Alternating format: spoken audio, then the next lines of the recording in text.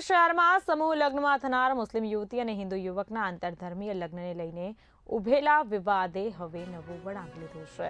આ સમૂહ લગ્ન આયોજન કરનાર સામાજિક સંસ્થા યશવી ચેરિટેબલ ટ્રસ્ટે ગઈકાલે આંતરધર્મીય લગ્નને સમૂહ લગ્નમાં મોકૂફ રાખ્યા બાદ આ યુવક યુવતીએ કાયદાકીય રીતે લગ્ન નોંધણીની પ્રક્રિયા કરી છે અને બાદમાં આ મામલે મીડિયા સમક્ષ રજૂ થઈને બંને સમગ્ર ઘટનાક્રમ અંગે ખુલાસો કરતા સમૂહ લગ્ન આયોજક સંસ્થા યશવી પર પ્રસિદ્ધિ મેળવવા માટે તેમનો ઉપયોગ કર્યાનો ગંભીર આક્ષેપ કર્યો છે।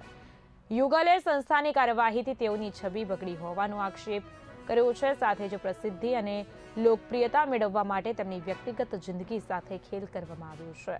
હાલ આ મામલે બંને પક્ષ વચ્ચે તણાવપૂર્ણ સ્થિતિ સર્જાઈ છે। ત્યારે આ સંસ્થા યશવી અગાઉ પણ કેટલાક વિવાદોમાં આવી ચૂકી હોવાના અહેવાલો હાલ સામે આવી રહ્યા છે। આ બાબતે શહેરમાં હાલ રાજકીય અને સામાજિક વર્તુળોમાં ચર્ચા તેજ બની છે।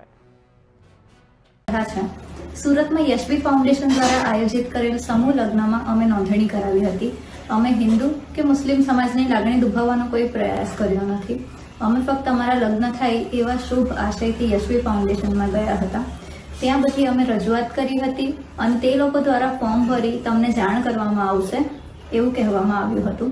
ત્યારબાદ ગ્રુપમાં એડ કરી તેમજ યશવી ફાઉન્ડેશન દ્વારા જાતે ફોન કરીને અમને જણાવવામાં આવ્યું હતું કે તમારું ફોર્મ સિલેક્ટ થઈ ગયું છે અને 14 માર્ચે તમારા લગ્ન કરાવવામાં આવશે।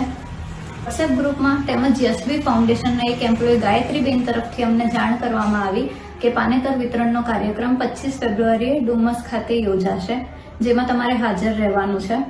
પાનેતર વિતરણના કાર્યક્રમમાં પ્રેસ કોન્ફરન્સ પણ રાખવામાં આવી છે, એની અમને કોઈ જાણ કરવામાં આવી નહીં હતી।